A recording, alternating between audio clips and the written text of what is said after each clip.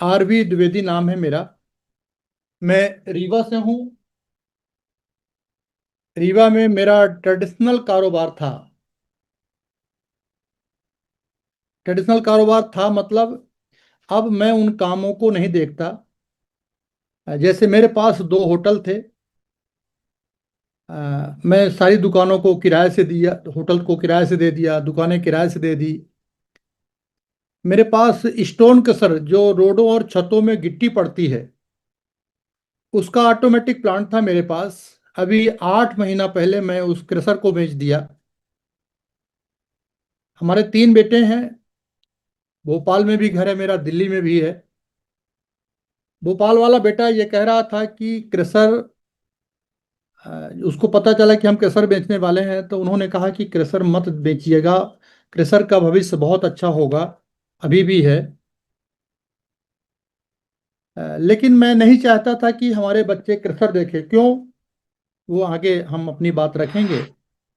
इसलिए कि कई बार ऐसा हुआ है कि रात को 12 बजे हम सोए हैं, और महीने में एक आध बार या 2 महीने कभी कभी ना कभी ऐसा होता रहा कि रात को 2 बजे 3 बजे ड्राइवर फोन करता है कि बाबूजी, वो टीआई साहब गाड़ी रोक लिए हैं। मैंने बात कराओ, बात नहीं कर रहे हैं क्योंकि वो नशे में था। ट्रेडिशनल व्यवसायी कितना परेशान होता है ये आपको नहीं पता। जब भी आप किसी ट्रेडिशनल व्यवसायी को आरसीएम बताने के लिए सोचते हैं, तो आपको ये लगता है कि अरे इनको क्या जरूरत है। अरे भैया, उनको सबसे ज्यादा जरूरत है। सबसे ज्यादा जरूरत उन्हीं को है। आपको नहीं पता। जितना जितना परेशान वो है ना, उनको लगता है कि बहुत सारे कारोबार हैं उनके पास। जिसके पास जितना बड़ा काम है वो उतना ही परेशान है, उसको उतना ही आरसीएम की जरूरत है। तो कभी भी इस तरह का कि उन बड़े लोगों को क्या जरूरत है, बिल्कुल जरूरत है। तो मेरा होटल क्रेशर और प्रॉपर्टी का, कुछ जमीनों का काम था। 50-52 एकड़ में मैंने प्लाटिंग का काम किया। और जैसा सबके साथ होता है वैसे ही मेरे साथ हुआ। हमारे एक रिश्तेदार चाय की पत्ती, आरसीएम की चाय की पत्ती दे गए जबरदस्ती। वो कहानी मैं नहीं बताऊंगा, क्योंकि आज अगर मैं आया हूं तो कुछ ऐसी बातें बताऊं जिससे आपके बिजनेस की ग्रोथ हो। तब तो मेरे आने का मतलब है, तब तो किसी लीडर के आपको आप समय देते हैं, तो मुझे लगता है कि वो सबसे जरूरी है। चाय की पत्ती मैं पहले मना किया, फिर उन्होंने कहा नहीं, ले ले लीजिए। चाय मुझे पसंद आई, रेट भी उचित था और चाय की क्वालिटी भी बेहतर थी। आ, दूसरे दिन, तीसरे दिन मैंने उनसे और चाय मंगवाई, तो उन्होंने जोड़ने की बात करी कि आप इसमें अगर जुड़ जाते हैं तो इसमें कुछ पैसा आएगा। और इस तरह की बातें जैसे हम लोग बताते हैं, तो वो बताने लगे। एक मैसेज है आपके लिए कि जैसे ही उन्होंने जुड़ने की बात की, तो रेखा जी, मैंने अ, पता नहीं क्यों मेरे दिमाग में कहाँ से क्या वायरस घुसा हुआ था। मेरे परिचित का कभी कोई व्यक्ति किसी डायरेक्ट सेलिंग कंपनी में कोई नुकसान नहीं हुआ था। मेरे परिचित में ऐसा दूर दूर तक कोई नहीं था। और मैं कभी डायरेक्ट सेलिंग सुना करता था कि कोई ऐसा जोड़ने ओढ़ने का काम होता है, और कभी अंदर से कभी टाइम नहीं रहा, और कभी हमने सोचा नहीं कि कोई जोड़ने वाली कंपनी या जोड़ने वाले काम में मैं कभी कुछ करूंगा। और जैसे ही उन्होंने जोड़ने की बात कही, तो मैंने कहा नहीं नहीं यार, तुम अपना चाय ले जाओ, मैं जुड़ू उड़ूंगा नहीं। आज मेरी समझ में नहीं आता सपना जी, कि जब चाय की पत्ती की क्वालिटी बेहतर थी, रेट भी उचित था, लेकिन इसके बाद भी मैं आरसीएम में जुड़ना क्यों नहीं चाह रहा था, वो आज तक मुझे समझ में नहीं आया।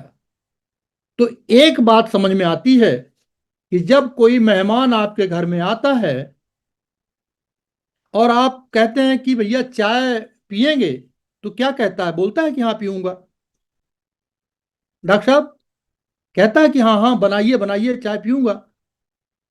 अरे भैया वो सुबह से भूखा है, और जब आप उसे कहते हैं कि खाना खाना खा लीजिए, दोपहर को आया है, खाना का टाइम है, और आप कहते हैं कि खाना खा लीजिए, तो वो कहता है कि हाँ खाना तो खाना है, लगा दीजिए खाना। क्या करता है? हाँ, मना मना कर करता है ना। मना करता है सर। क्यों मना करता होगा? ये आज तक ये विज्ञान समझ में नहीं आया। मतलब मैसेज क्या है? अगर कोई आपके साथ आपका प्रोडक्ट लेने के लिए मना कर रहा है, कोई नई बात नहीं है। आप कहेंगे तो वो खाना खा लेगा, नहीं नहीं खा लीजिए, और खाएगा तो आपसे ज्यादा खा लेगा।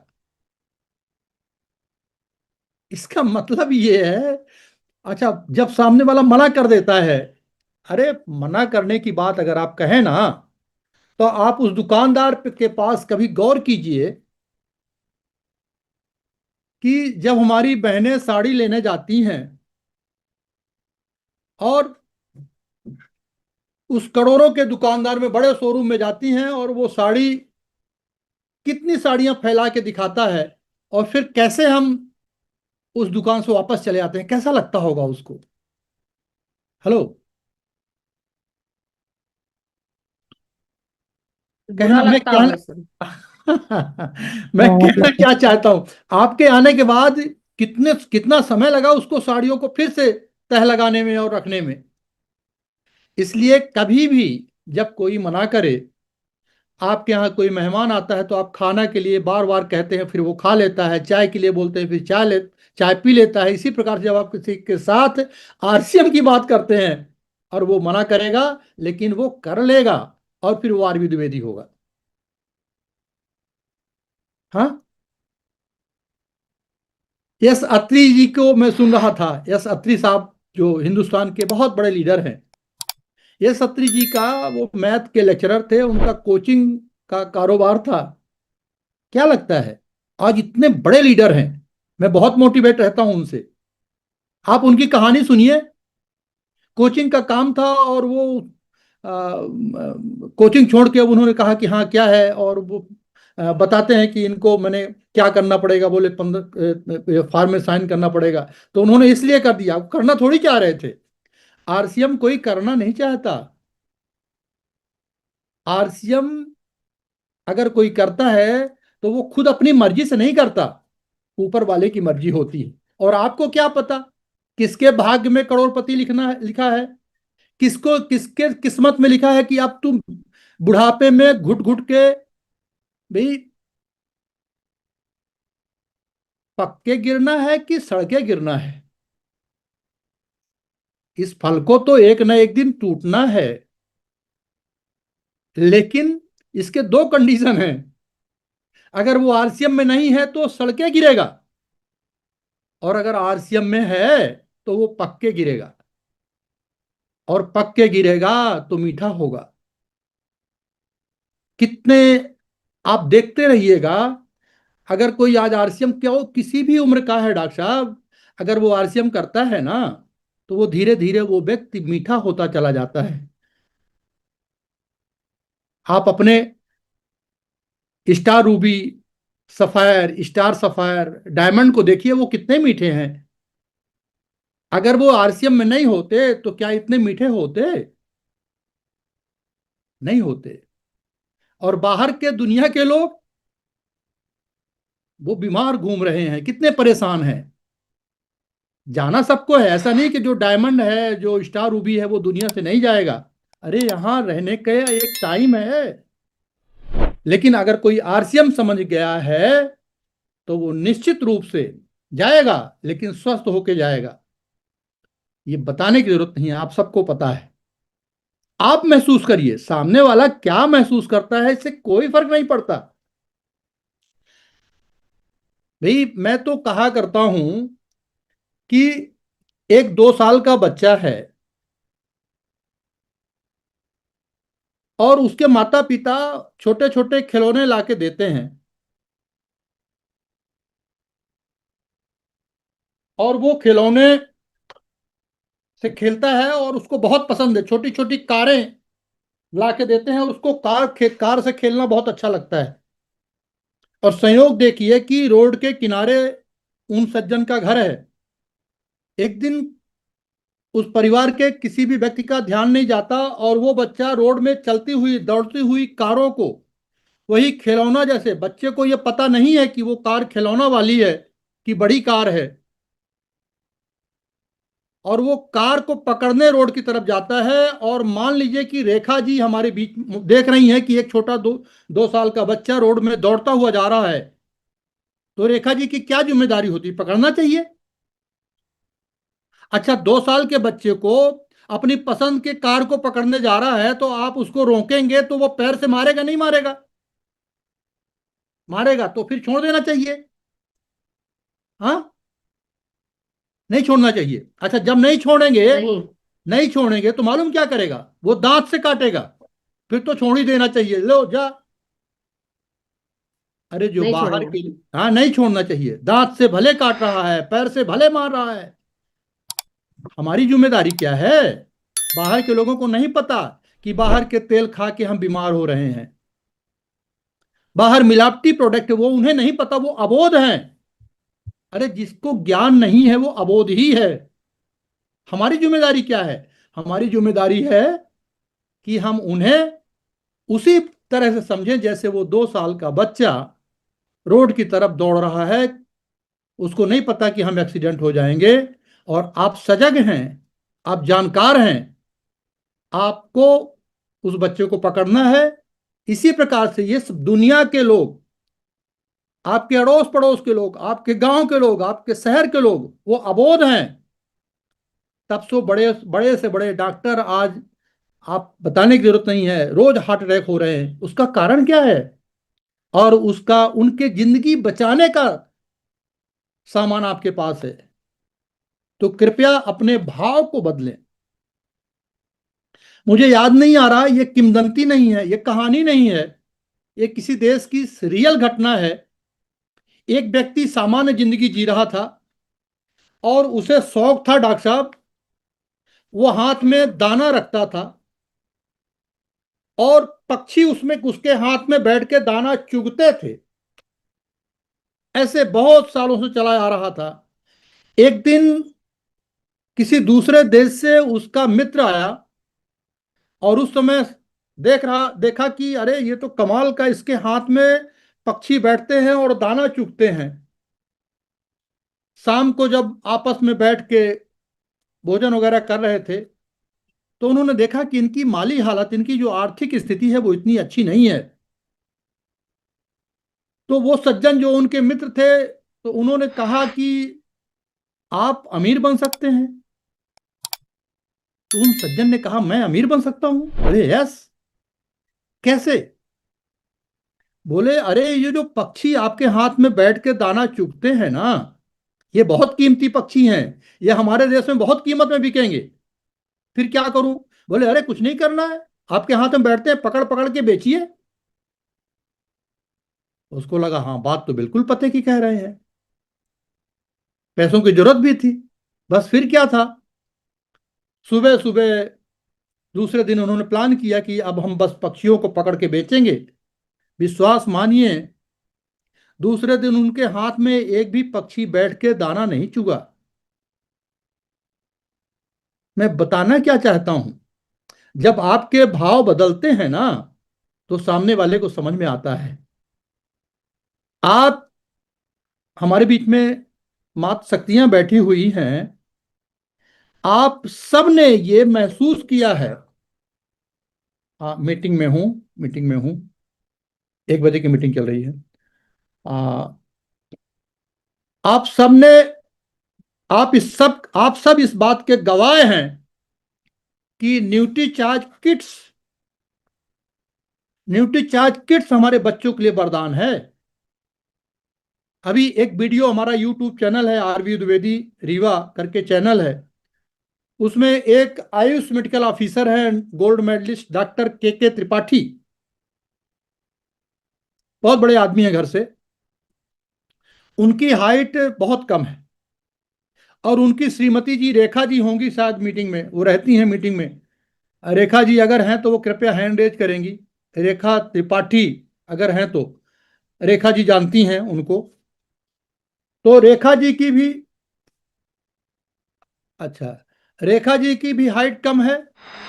और डॉक्टर साहब जो सर मैंने उनको अनम्यूट कराया, हेल्थ मेडिकल अनम्यूट करूं? ऑफिसर हैं एक, अनि, अनीता देवी जी हैं, उनको अनम्यूट नहीं करना नहीं, है क्या? नहीं नहीं, रेखा जी नहीं है। रेखा रेखा जी, त्रिपाठी मैम है। रेखा त्रिपाठी वो नहीं है, कोई और हैंड रेज जी किए होंगे। कोई बात नहीं।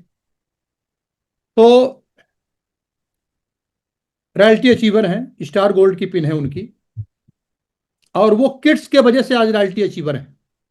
न्यूट्रीचार्ज किड्स के वजह से एक डॉक्टर आज रॉयल्टी अचीवर है, सरकारी डॉक्टर, गवर्नमेंट डॉक्टर। कैसे? डॉक्टर के गौतम जो एमराल्ड लेवल पे हैं, आपके मीटिंग में भी आ चुके हैं, वो भी गवर्नमेंट डॉक्टर हैं। डॉक्टर के गौतम के जूनियर हैं डॉक्टर के त्रिपाठी। उनके बच्चे को बार बार तकलीफ हो जाती थी, सर्दी जुकाम बुखार इस तरह का। तो डॉक्टर के गौतम साहब ने कहा कि आप अपने बच्चे को न्यूट्रीचार्ज किट्स दीजिए, क्योंकि डॉक्टर के गौतम आरसीएम ज्वाइन थे, के त्रिपाठी आरसीएम ज्वाइन नहीं थे। न्यूट्रीचार्ज किट्स दिए, 1 महीने 1.5 महीने समझ में नहीं आया, एलोपैथ तो है नहीं। कुछ दिनों बाद ऐसा लगने लगा कि नहीं, कुछ प्रोग्रेस है। और धीरे धीरे धीरे धीरे उनके स्वास्थ्य में परिवर्तन आता चला गया। उनके घर में 5 फुट से ऊपर की हाइट किसी की नहीं है। आज उनका बेटा 5 फुट 7 इंच का है। क्रिकेट एकेडमी ज्वाइन किया है। पूर्ण बहुत मरे, यूं समझिए कि वो और वो न्यूट्रीचार्ज किट से उनको आरसीएम समझ में आ गया, और वो आरसीएम में आज रॉयल्टी अचीवर है। आप सब ईमानदारी से अपनी आत्मा में हाथ रख के सोचें, आप सब में से आप सब लोगों ने यह महसूस किया है कि न्यूट्रीचार्ज किट्स एक वरदान है हमारे बच्चों के लिए। अब हमारी जिम्मेदारी क्या बनती है? हमारी जिम्मेदारी बनती है, आप जब भी किसी से बात करें तो ये सोच के बात करें कि इनका बच्चा न्यूट्रीचार्ज किट्स उपयोग करेगा और इनका बच्चा भी स्वस्थ होगा। और अगर आप इस भाव से उस व्यक्ति को बताते हैं तो निश्चित रूप से समझ में आएगा। क्यों नहीं समझ में आएगा? अरे आपके घर में एक कुत्ता है, वो आपकी भाषा समझता है, आपका प्रेम समझता है। बिल्ली है, अरे और तो और गाय बैल समझते हैं साहब, इंसान कैसे नहीं समझेगा? इंसान फीलिंग, इंसान के अंदर बहुत फीलिंग है। मुझे एक दिन कोई बता रहा था, मुझे बहुत अच्छा लगा। हालांकि अब तो वो जमाना नहीं है, नए लोग नहीं समझेंगे, हमारे जमाने के लोग समझेंगे। हम, मैं 60 साल का हूं, तो मेरे जमाने के लोग समझेंगे। पहले मोबाइल नहीं हुआ करता था, व्हाट्सएप मेल और इंस्टाग्राम फेसबुक ये सब नहीं होते थे। उस समय कागज में लेटर लिख चला करता था, लेटर, चिट्ठी। आपको या आपको नहीं पता होगा, हो सकता है आप में से कुछ लोगों को पता हो। जब सफेद कागज पे नीले स्याही से कुछ लिख दिया जाता था, और दूर बैठा हुआ, 500 1000 किलोमीटर दूर बैठा हुआ, वो कागज सामने और वो स्याही से लिखा हुआ पढ़ता था, और उसके आंखों से आंसू चलते थे। हाँ डॉक्टर साहब, वो क्या था? वो कागज नहीं था, वो स्याही नहीं थी, वो फीलिंग थी। तो आप अपने अंदर जब फीलिंग लाते हैं ना, ऐसा फील लाते हैं कि इनके घर की बीमारी हेल्थ गार्ड तेल से ठीक हो सकती है। न्यूट्रीचार्ज बोमैन कितना जरूरी है हर मातृशक्ति के लिए। न्यूट्रीचार्ज किट्स कितना आवश्यक है। अगर कोई 40 साल से ऊपर का व्यक्ति न्यूट्रीचार्ज बीजे का उपयोग नहीं करता, भले आज उसके घुटने स्वस्थ हैं, तो एक दिन उसके घुटने जवाब दे जाएंगे, फिर उसका कोई इलाज नहीं है। अटल बिहारी वाजपेयी का घुटना नहीं बना साहब। मेरी हमारी जिम्मेदारी क्या है? हमारी जिम्मेदारी ये है कि 40 साल के उम्र के हर व्यक्ति को न्यूट्रीचार्ज बीजे के बारे में हम बताएं, डॉक्टर कपिल कपूर का वीडियो दिखाएं कि भैया गाड़ी का टायर तो काम है उसका घिसना। कट लगने के पहले समझदार मोटर मालिक क्या करता है, उसकी रबड़िंग करा लेता है। तो ये बात सच है कि नया टायर नहीं बनेगा, नया घुटना नहीं बनेगा, लेकिन हमारे पास रबड़िंग मटेरियल है और आपकी जिंदगी, स्वस्थ जिंदगी, 20 साल आपके जीवन में प्लस हो सकती है। डॉक्टर के गौतम कहा करते हैं कि स्वस्थ व्यक्ति को दुनिया की सारी इच्छाएं होती हैं, लेकिन अगर वो बीमार हो जाए तो केवल एक ही इच्छा होती है कि मैं कैसे स्वस्थ हो जाऊं। और आपके पास इस दुनिया को स्वस्थ करने का सामान है। आपका बिजनेस का व्यापार करने का सामान नहीं है, लोगों के स्वस्थ करने का सामान है। इसलिए आप सबसे निवेदन है कि इस दिशा में जरूर काम करें। और साहब, अगर किसी पहाड़ में पहले से 50 लोग चढ़े हैं, इसका मतलब रास्ता तो होगा। उनको बताइए कि इनको इनको फायदा हुआ है, इनको फायदा हुआ है, इनको फायदा हुआ है। मैं 9 PM की मीटिंग में एक दिन आया था, तो उसमें हमने बताया कि न्यायालय में जो मुकदमा चलते हैं, उसमें डॉक्टर साहब थे, डॉक्टर शिव कुमार जी उसमें थे। क्योंकि मैं कुछ चीजों को अलग तरह से देखता हूं। तो न्यायालय में मुकदमा दो पक्षों के बीच में चलता है।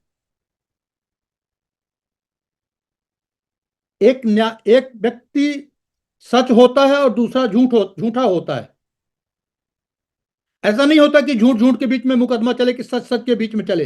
अरे एक पार्टी सच की होगी और एक पार्टी झूठ की होगी। अच्छा चलिए, अगर जो जो पार्टी सच की है, क्या उसे वकील लगाने की जरूरत पड़नी चाहिए? मधु जी, नहीं पड़नी चाहिए। अरे सच को क्या वकील लगाना, लगाना पड़ता है। कैसे भी लगा दो, हाँ, अच्छा से अच्छा वकील लगाना पड़ता है रेखा जी। सच है, उसे बेहतर वकील लगाना पड़ेगा। चलिए भाई, अच्छा वकील आपने लगा दिया, अब गवाही की क्या जरूरत है? अच्छा वकील है ना, बहस करेगा ना। ना ना, आप एक तो सच हैं, दूसरा बेहतर वकील लगाना पड़ेगा, तीसरा गवाह पेश करना होगा, तभी फैसला आपके पक्ष में होगा। ये सच है कि आरसीएम सच है, लेकिन आपको बेहतर वकील बनना होगा और बेहतर गवाह पेश करना होगा। फैसला, पब्लिक फैसला तभी आपके पक्ष में करेगी। तो क्या करें? एक तो बहुत अच्छा प्रोडक्टों का नॉलेज हम ले लें, और इसके बाद हम कुछ गवाह रखें अपने पास में। सपना जी के बच्चे को इससे लाभ हुआ है, रेखा जी के बच्चे को लाभ हुआ है, मधु जी के बच्चों को लाभ हुआ है, डॉक्टर शिव कुमार जी ने इन बच्चों को दिया, इनको लाभ हुआ है। जब आप ऐसे गवाह पेश करते हैं तो सामने वाले को भरोसा होता है। तो करना क्या है? हमें अच्छा वकील बनना है। अच्छा, अब वकील एक दिन में तो बनते नहीं, सालों साल लगते हैं, कई साल लगते हैं वकालत पढ़ने में। और फिर वकालत पढ़ने के बाद, डिग्री लेने के बाद सीधे उसको मुकदमा नहीं, उसको वो नहीं मिलते, केस नहीं मिलते साहब। पहले वो किसी जूनियर के साथ बस्टेड होता है। हेलो। और कितने 100-200 रुपए में वकील काम करते हैं। आरसीएम में आने के बाद रातों रात होना चाहिए, ऐसा कैसे हो सकता है? अभी चैडविक सुरेंद्र बस में शिव खेड़ा जी आए थे, अभी पिछले एपिसोड में। शिव खेड़ा जी ने जो बात कही ना, वो इतनी गजब की थी। शिव खेड़ा जी कह रहे थे कि मैं जो बोल रहा हूं ना, ये 50 साल का अनुभव बोल रहा है। और यहां आरसीएम में रातों रात लोगों को लगता है कि हम सब कुछ कर लेंगे। अरे रियाज कीजिए, अभ्यास कीजिए। हारमोनियम तो आप सब लोग चलाते हुए देखे होंगे। हारमोनियम चलाने का तरीका यह है कि सामने पर्दा होता है और इधर बटन होती है। अब जिसने रियाज नहीं किया है, जिसने अभ्यास नहीं किया है, हारमोनियम बजाने का तो यही तरीका है। आप पर्दा को चलाइए और इधर बटन दबाइए, तो उससे आवाज निकलेगी, निकलती है। लेकिन एक व्यक्ति, अगर हम इस तरह से पर्दा चला के और बटन दबाएं, तो हमारे बड़े बुजुर्ग करेंगे चुप करो, बंद करो। लेकिन एक रियाज किया हुआ व्यक्ति, अभ्यास किया हुआ व्यक्ति जब बजाता है ना, तो लोग झूमते हैं। आपके सीनियर जब लोगों से बात करते हैं तो लोगों को बातें समझ में आती हैं, क्योंकि उन्होंने रियाज किया है, उन्होंने अभ्यास किया है, उन्होंने प्रैक्टिस की है। हमें भी इन मीटिंगों में आ जाके अपने को रियाज करना है, प्रैक्टिस करना है। आपने देखा होगा किसी सागर के किनारे जब आप गए होंगे, मुंबई मुंबई या जहां भी गए होंगे, तो वहां आप देखे होंगे कि वहां जितने पत्थर रोड सागर के किनारे किनारे पड़े हैं सब गोल गोल है। हेलो। हाँ, सब गोल गोल पत्थर है। मतलब उनमें से किसी पत्थर को आप उठा के किसी मंदिर पर रख दीजिए तो पूजा करने लगेंगे लोग। कैसे हुए? सागर के किनारे पड़े पड़े पानी के लहरों से। अरे वो पत्थर गोल नहीं थे, वो कई कोनों के पत्थर रहे हैं, लेकिन सागर के किनारे पड़े पड़े पानी के धक्के से धीरे धीरे धीरे धीरे वो गोल हो गए। सागर के किनारे का हर पत्थर शंकर है साहब। और शंकर ऐसे ही नहीं हुआ, वो बार बार बार बार बार बार ज्वार भाटा के बहाव से वो घूमता रहा घूमता रहा घूमता रहा, और फिर वो गोल हो गया, गोल हो गया, वो शंकर हो गया। आप लोगों को जूम मीटिंगों में लाइए। यहां जो जूम मीटिंगों में रहेगा, जो मीटिंगों में जाएगा, वो धीरे धीरे धीरे धीरे एक दिन शंकर हो जाएगा, एक दिन वो गोल पत्थर हो जाएगा। और वो जहां भी जिस मंदिर में जाएगा, जिस गांव में जाएगा, जिस मोहल्ले में जाएगा, वहां उसकी पूजा होगी। लेकिन उसके लिए हमें लोगों को मीटिंगों में लाना होगा। कि कब तक का समय है हमारे पास? मैडम जी, रेखा जी, क्या कौन है होस्ट आज के? सर 150 तक, आप 150 तक रहता है प्रोग्राम का समय। अच्छा जी और जी उसके जी। बाद फीडबैक लेते हैं हम लोग जी। बिल्कुल, चलिए अब आपके कुछ मतलब की बातें कर लेते हैं। अभी तक पता नहीं मैं कहाँ, मैं कई बार मैं भटक जाया करता हूँ, और ऐसी बातें होती हैं जो शायद मतलब कि पता नहीं होती है नहीं होती, मालूम नहीं। क्योंकि मैं तो नशे में रहता हूँ। अब आरसीएम का नशा है, तभी तो मुझे लोग पागल कहते हैं कि अरे इतना बड़ा कारोबार था इसका, ये पवन होटल वाला पागल हो गया। उनको क्या पता, पागल नहीं हुआ। ऐसे ही होता है। बड़े बड़े संत महात्मा जब, अब खैर वो फिर भटक जाएंगे, हम उस विषय पे नहीं जाएंगे। हाँ। अब शुरू होता है 10 मिनट आपके मतलब की बात, जिससे आपके बिजनेस की ग्रोथ हो। तो ध्यान से सुनिएगा। आ, दरअसल आज की डेट में पैसा जीवन यापन के लिए बहुत लोगों के पास है। जैसे मुझे ले लीजिए, डूबने के लिए 6 फीट पानी पर्याप्त है। 5 फुट 6 इंच का व्यक्ति, 6 फुट पानी उसके ऊपर आ जाए तो वो डूब जाएगा। अच्छा, उसके ऊपर कितना भी हो जाए क्या फर्क पड़ता है? 6 फुट में तो वो डूब ही गया डॉक्टर साहब। तो कहने का मतलब ये कि जीवन यापन के लिए लगभग लोगों के पास पैसे हैं, लेकिन एक चीज की बहुत कमी है, वो है सम्मान की। मैं मैं मेरे पास, मैंने अपने जीवन में खुद ने, ऐसा नहीं कि मेरा कुछ पैतृक है, पैतृक भी है, लेकिन मैं पैतृक की जो मेरे पास जमीन जागा है जो भी है, वो मैं उसकी जिक्र नहीं किया करता हूँ, क्योंकि वो तो हमारे पूर्वजों को बनाया हुआ है। उसमें हमारा कौन सा रोल है? उसमें हमारी कौन सी कलाकारी? तो मेरे पास मैंने जो भी बनाया, लेकिन मेरे माता पिता मेरे सामने कभी मेरी प्रशंसा नहीं किए। बहुत मंत्र बता रहा हूं आपको। जो लोग मुझे जानते हैं, इसमें कुछ रीवा और मध्य प्रदेश, जो लोग भी मुझे जानते हैं, लोग जुड़े होंगे, उनको मालूम होगा। बस एक कहानी से मैं उसको समझिएगा आप, कि एक बहुत बड़े लेखक, जिनकी सैकड़ों किताबें, ये मंत्र है आज का, और ये मंत्र आपको जिस पिन पे चाहे उस पिन पे आपको पहुंचा सकता है। एक बहुत बड़े लेखक जिनकी सैकड़ों किताबें दुनिया के कई देशों में पढ़ी जाती हैं। एक बहुत बड़े पत्रकार ने पूछा कि आप इतने बड़े लेखक हैं, इतने बड़े लेखक कैसे बने? तो ध्यान से सुनिएगा। सैकड़ों किताबें लिखने वाला लेखक, इतना बड़ा लेखक क्या कहता है कि जब मैं चौथी क्लास का विद्यार्थी था, मेरे क्लास टीचर ने लेख लिखने के लिए दिया सभी बच्चों को, और कॉपी हम लोगों ने जमा की। और जब हमारे क्लास टीचर कॉपी जांच रहे थे, कॉपी जांचने के बाद उन्होंने मुझे बुलाया और उसने कहा कि ये तुम ही लिखे हो?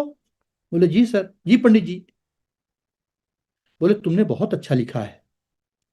वो 4 साल का बच्चा कहता है कि पहली बार मेरी किसी ने प्रशंसा की, मुझे बहुत अच्छा लगा। क्योंकि क्लास टीचर रेखा जी जैसे कोई रहे होंगे, उन्होंने अपने प्रिंसिपल से बताया। दूसरे दिन जब प्रार्थना हुई, प्रेयर हुई, तो सभी बच्चों के बीच में उस 4 साल चौथी क्लास के बच्चे को बुला के उसके लिए ताली बजवाई गई। वो लेखक कहते हैं कि उस दिन मेरी अंतरात्मा जगी, और जब जब लेख लिखने के लिए दिया जाता मैं बड़े ध्यान से लिखता। 5वीं में, छठी में, 7वीं, 8वीं, 9वीं, 10वीं, 11वीं, 12वीं, मैं लिखता चला गया, मेरी प्रशंसा होती चली गई, और आज मैं दुनिया का इतना बड़ा लेखक बन गया। आरबी द्विवेदी जब 5,000 का बिजनेस किया तो उसके लिए पहली बार ताली मिली, पहली बार। जब मैं बिगनर गया, आ हा हा, वो जो सम्मान हुआ, वो सम्मान आज आरबी द्विवेदी को यहां पहुंचा दिया। अगर वो सम्मान नहीं मिला होता तो जीवन यापन के लिए 509 रुपए आए थे मेरे पास। हाँ, 509 रुपए के लिए 5 लाख महीने कमाने वाला आदमी काम करेगा? हाँ हाँ, 500 रुपये मोटिवेट नहीं किया उसको, उसको वो 5,000 के बिजनेस में ताली मोटिवेट किया। मैं बताना क्या चाहता हूं, आप सबको पता है नहीं पता मुझे मालूम नहीं, कोरोना काल में मैं बहुत अच्छा वैज्ञानिक हूं। मैं खोज करता हूं, मैं पर्दे के सामने कम रहता हूं, पर्दे के पीछे काम करना मेरी मेरी हॉबी है, मुझे अच्छा लगता है। और मैं खोज करता हूं। कोरोना काल में जब सब कुछ बंद था, तो मैं देखा कि एक लड़के लड़की की शादी तय हुई थी। लड़का मुंबई में जॉब कर रहा था, बिटिया दिल्ली में कर रही थी। पिता उनके भोपाल के थे, लड़के वालों के, और लड़की वालों के पिता कानपुर के थे। अब शादी का समय आ गया, कुछ सूझ नहीं आ रहा था कैसे करें, सारी गाड़ियां बंद थी। तो भाई साहब,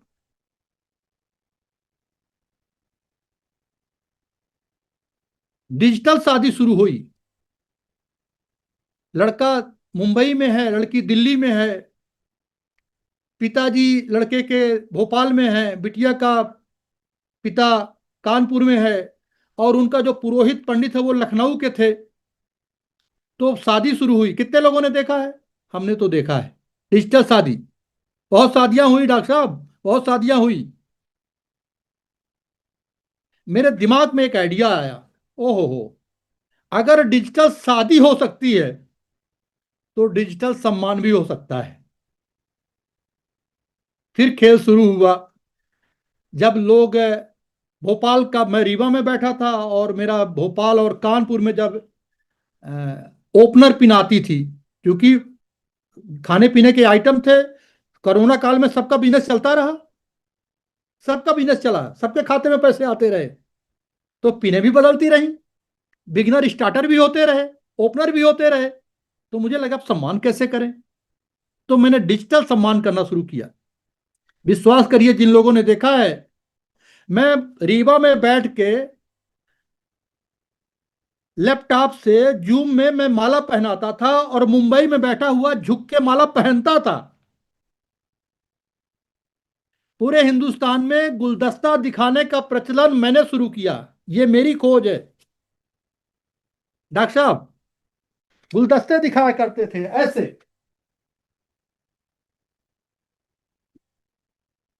ऐसे गुलदस्ता। हेलो। और साहब मैंने डिजिटल सम्मान करना शुरू किया आज। और कितने, अभी चूंकि वो समय होता जा रहा है, कितने ऐसे चीफ गेस्ट बनाए हमने जो आज रॉयल्टी अचीवर हैं। Madam Rekha ji, Ramesh Sharma ji chief guest बने थे जो आज रॉयल्टी अचीवर हैं, ये मालूम है आपको? माइक चालू करें, एक बार बताएं प्लीज। बिल्कुल सर, राष्ट्रीय अचीवर हुए हैं अभी। हाँ, वो चीफ गेस्ट थे। और मैं बहुत गजब का सेलिब्रेशन करता हूं जूम में। तो मैं कहना क्या चाहता हूं, कहना यह चाहता हूं कि कृपया आप अपने टीम का सेलिब्रेशन कीजिए। एक मुंबई में हमारे डिस्ट्रीब्यूटर हैं, ध्यान से सुनिए। मुंबई में डिस्ट्रीब्यूटर हैं, उनके बीकर में लगभग 20 लोग ज्वाइन हैं। 5 लोग खरीदारी करते थे। उन्होंने मेरे से कहा कि सर मैं क्या करूं, मेरे टीम के लोग आरसीएम नहीं करते। बोले कितने लोग खरीदारी करते हैं? बोले 5 4 5 लोग खरीदारी करते हैं। कितने की? बोले कोई 200 की खरीदता है, कोई 500 का खरीदता है। अच्छा, तो हमने कहा उन 5 में से सबसे प्रभावी व्यक्ति कौन है? बोले वो नाम क्या बताए, कोई मौर्या बताए, यूपी के हैं। बोले मौर्या जी अगर करें तो बहुत अच्छा कर सकते हैं। हमने कहा कोई बात नहीं, अब आप मेरी मौर्या जी से बात करा सकते हैं। बोले हाँ सर, सुबह सुबह 8 बजे वो पेपर पढ़ते हैं धूप में बैठ के, तो मैं बात करा सकता हूँ। बोले मेरी बात कराइएगा। बात तय हो गई। इतवार के दिन वो सुबह 8 बजे उनके यहाँ गए, मैं तैयार बैठा था। ध्यान से सुनिएगा, मैंने कहा कि वो मेरे से बात कराए, मेरे बारे में बताया। वो आरबी द्विवेदी जी रीवा से हैं, उनका होटल के सर प्रॉपर्टी का कारोबार है, ये वो बहुत दिनों से कह रहे हैं। उनसे हमने कहा उनसे आप ये कहिएगा कि कई दिनों से वो कह रहे हैं कि मौर्या जी से बात करनी। वो बात कराए। तो हमने कहा कि बधाई हो मौर्या साहब, आप का लकी ड्रा में नाम निकला है। अरे काहे का लकी ड्रा? कोई लकी ड्रा नहीं। बोले लकी ड्रा में आपका नाम निकला है। हमारे यहाँ जो परमानेंट खरीदार हैं उनका ड्रा निकलता है हजारों लोगों में से, और उसमें से आपका नाम निकल के आया है।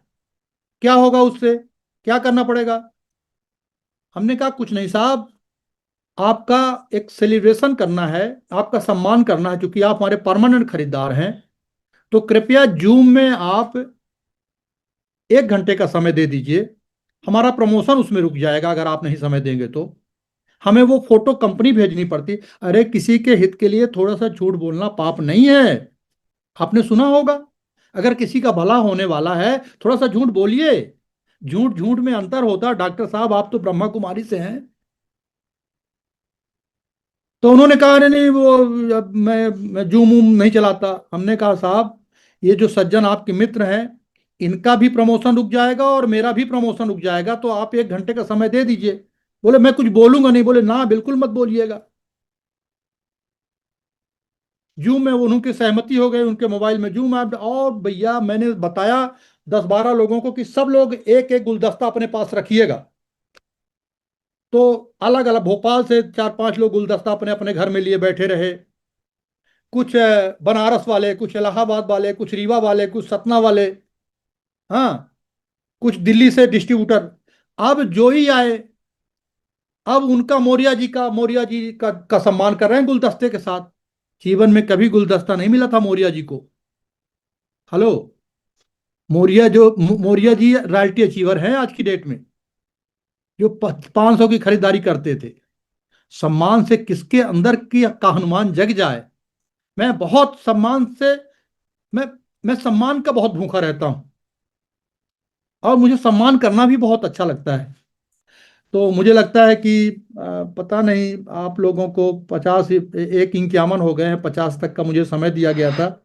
और मैं बताना तो बहुत कुछ चाह रहा था, पर आप लोगों को कितना सर क्या 5 मिनट समझ आया। ले सकते हैं, कोई नहीं, 5 मिनट आप पाँच ले मिनट सकते हाँ, हैं। 5 मिनट ले सकते हैं सर, कोई दिक्कत नहीं।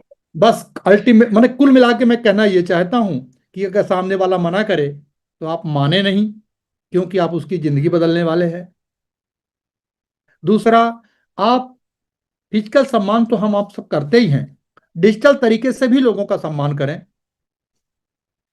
जिसके पास गुलदस्ता नहीं है ना, एक छोटा सा उसमें फूल दिखाइए, छोटा सा इस ऐसा फूल दिखाइए आप अपने घर में, गुलाब का फूल, गेंदे का फूल, तो ऐसा लगता है कि बहुत बड़ा गुलदस्ता दिखाया जा रहा है, ये मौका है आपके पास।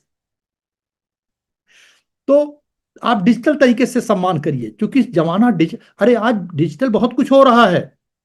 और आने वाले समय में भैया, मुंबई में बैठा हुआ, अमेरिका में बैठा हुआ डॉक्टर मुंबई में ऑपरेशन कर रहा है।